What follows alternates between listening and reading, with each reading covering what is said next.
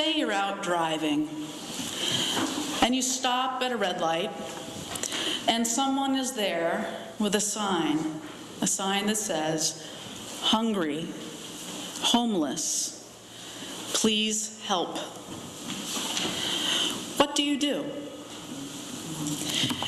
Do you wave them over to your window, roll it down, give them some cash?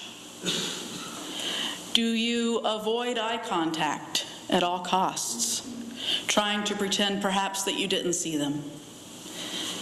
Perhaps you have an ideological stance on this. Perhaps you always give a few dollars to people who ask every time. Or perhaps you have a stance that you never will.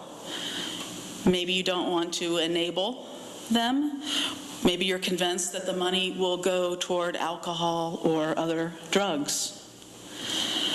Perhaps your action varies from time to time. Maybe it varies based on the kind of day you're having. Maybe it varies based on the vibe of the person standing there with the sign. Or maybe something even more random than any of that changes your response.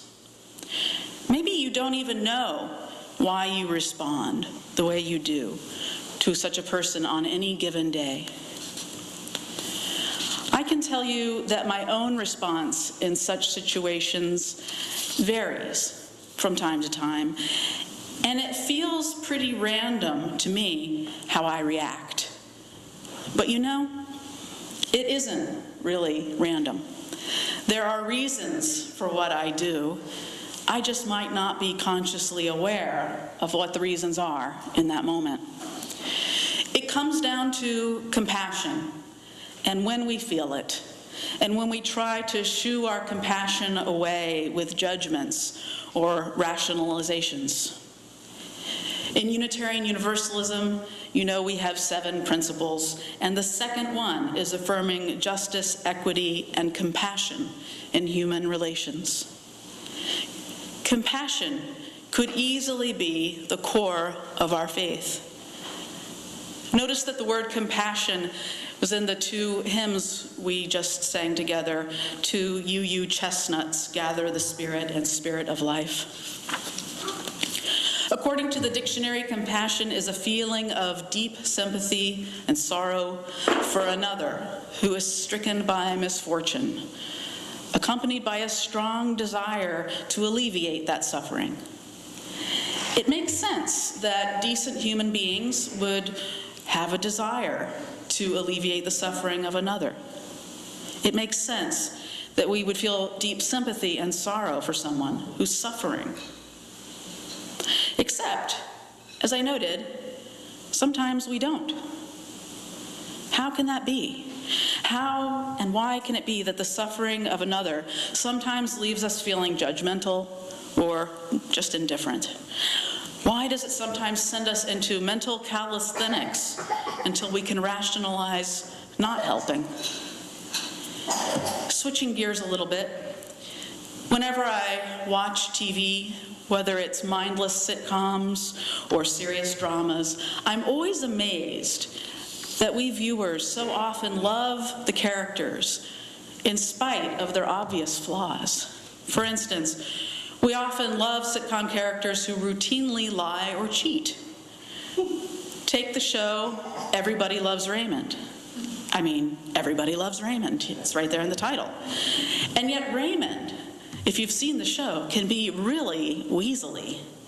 He tries to wiggle out of responsibility. He tries never to be blamed for anything. He even will tell outright lies just not to get into trouble with his wife or his mother. He lies in practically every episode. He's a compulsive liar, really. And we can't stand compulsive liars, but we love Raymond. Or to take you back further in the time machine of television, remember MASH, the old sitcom. What about Hawkeye Pierce? He's a chronic womanizer and a drunk, but we love him. Okay, Okay, these characters are flawed, but they're still basically lovable characters, right?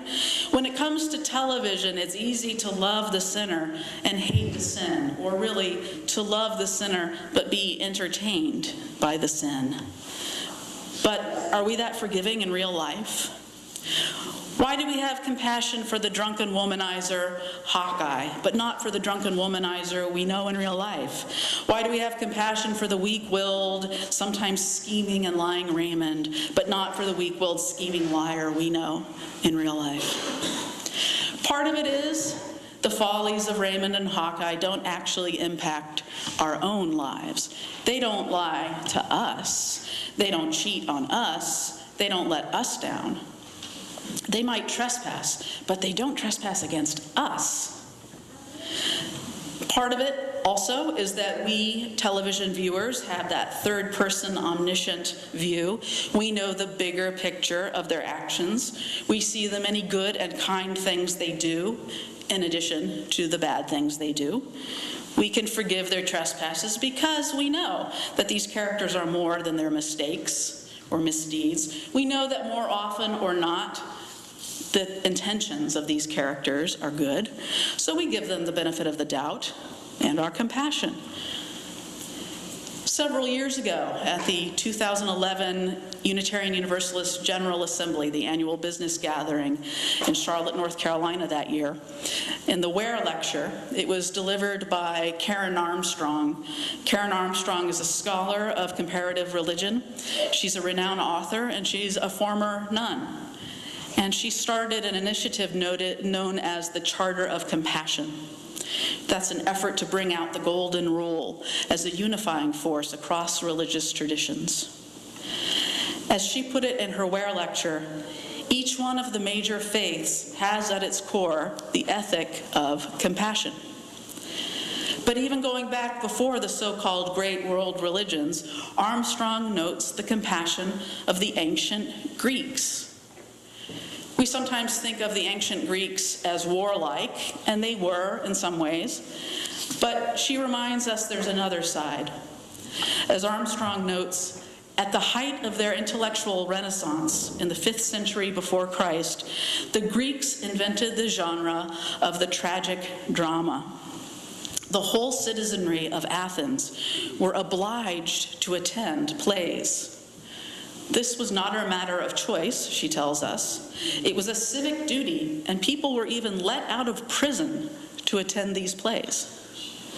What the Greeks were doing, she said, was putting suffering on stage so that the audience came together and watched a man or a woman in the extremity of agony, faced with an impossible decision, faced with the awful results of actions they perhaps hadn't intended, faced with the utter sorrow of human life. And when they saw this, she says, each person felt that they were not alone. We all suffer. We all have pain, disappointment, sorrow. Sorrow, Armstrong notes, is something that unites human beings. And in the course of the play, the leader of the Greek chorus would turn to the audience and say, "Now weep. Weep for Oedipus. Weep for a man who in real life you would probably shun. A man who inadvertently killed his father and married his mother. Now weep.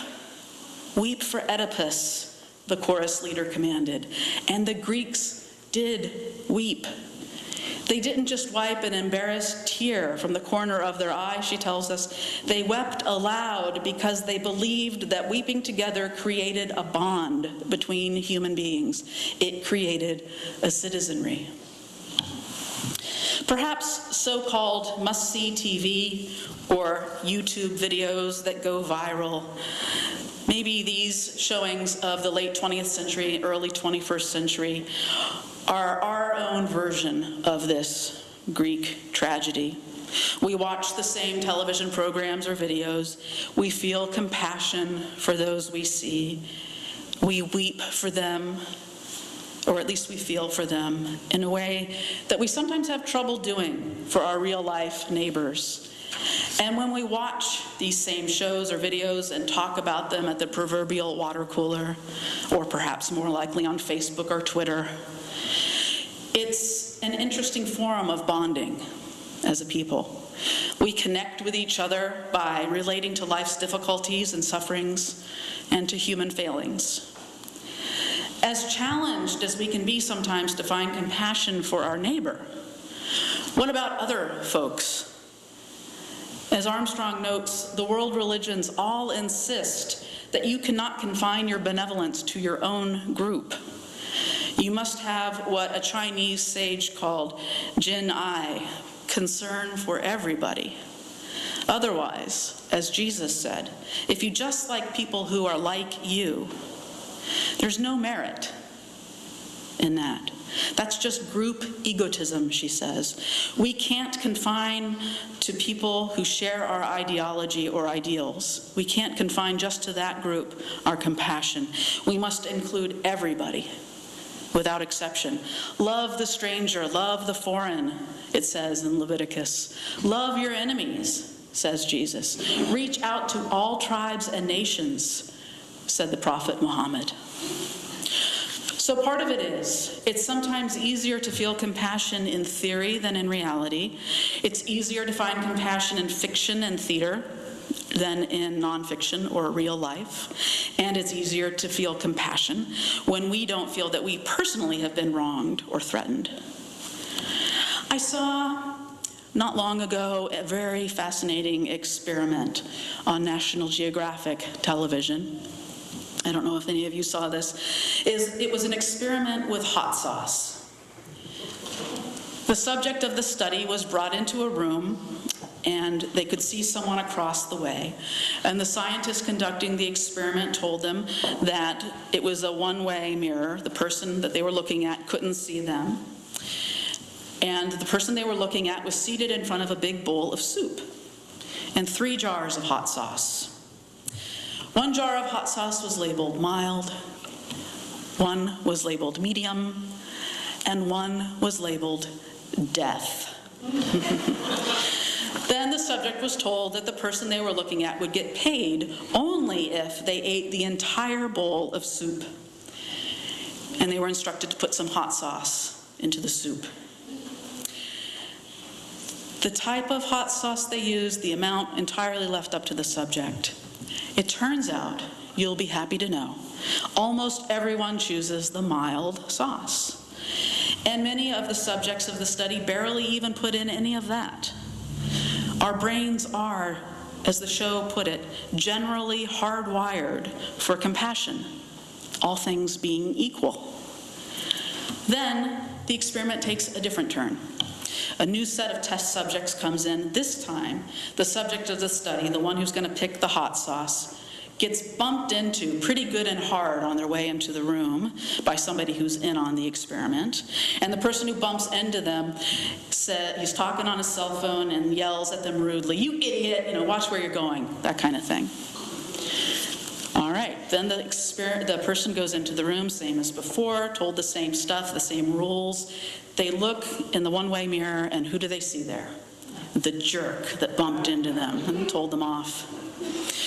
What did the subjects do this time?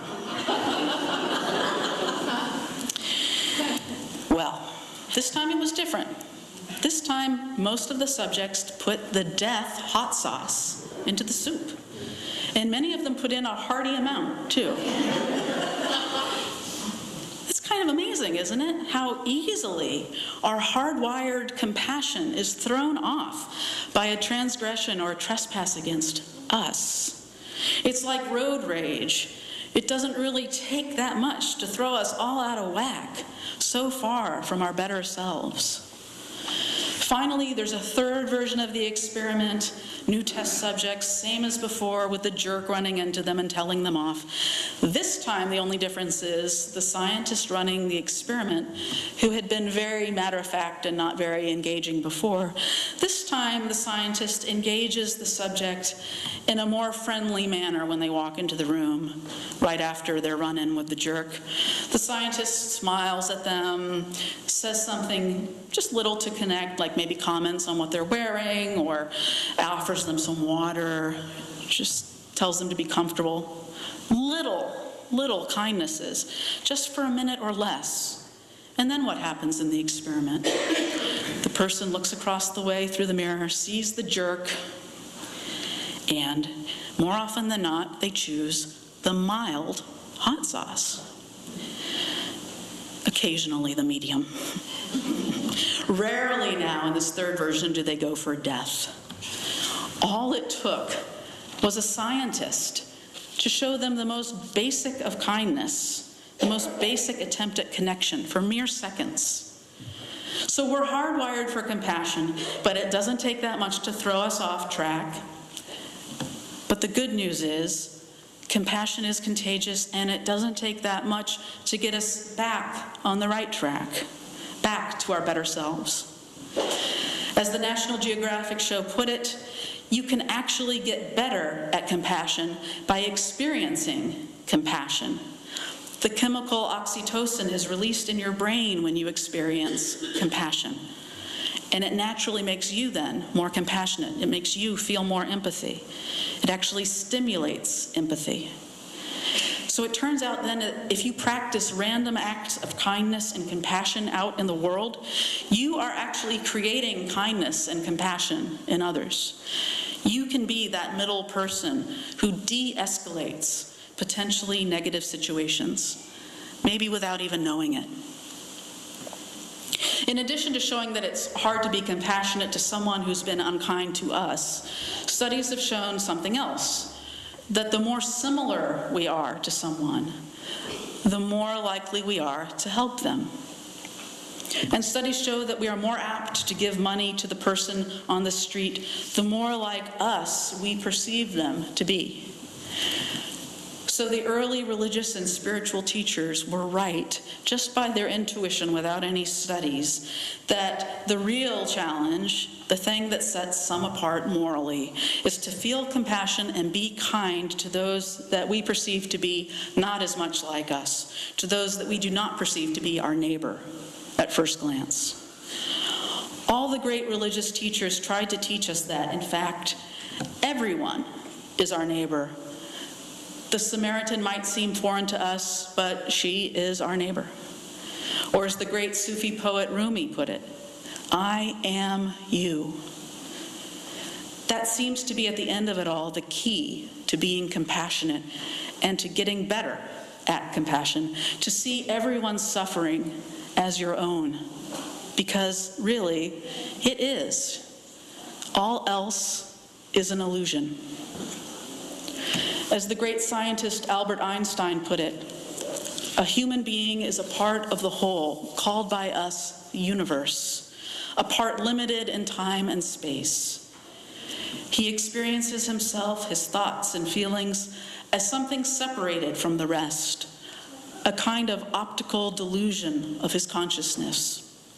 This delusion is a kind of prison for us, restricting us to our personal desires and to affection for a few persons nearest to us. Our task, Einstein said, must be to free ourselves from this prison by widening our circle of compassion, to embrace all living creatures and the whole of nature in its beauty. There is so little difference between us. You and I, on a cosmic scale, we're the same. You and I and every other person on earth, the same. On a cosmic scale, twins. In the grand scheme, the differences between me, an animal, and other animals, the differences are tiny. We living creatures are all so much more alike than not. It's like the word that Confucius used around 500 BC, shu, meaning likening to oneself. It's like the ancient Sanskrit word namaste, which means the divine in me bows to the divine in you. It's like the ancient Mayan word, in Lakesh, the word that the Mayans used instead of the pronoun you. In Lakesh means another myself, or I am another you. Yet sometimes negative events separate us from our better selves. We hear about a person or a group that seems to believe and advocate such different things from what we might believe or advocate. And it's like the jerk that runs into you, the subject of the test, the experiment. We see only the differences of culture, religion, language, beliefs. And we forget that we are one.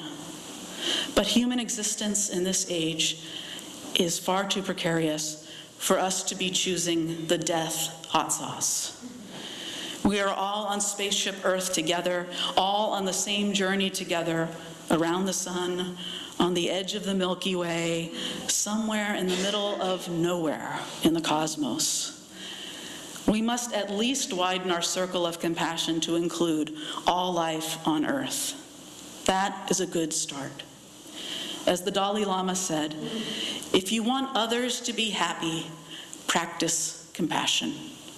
If you want to be happy, practice compassion. May we practice until our compassion is perfect. May it be so. Blessed be, and amen.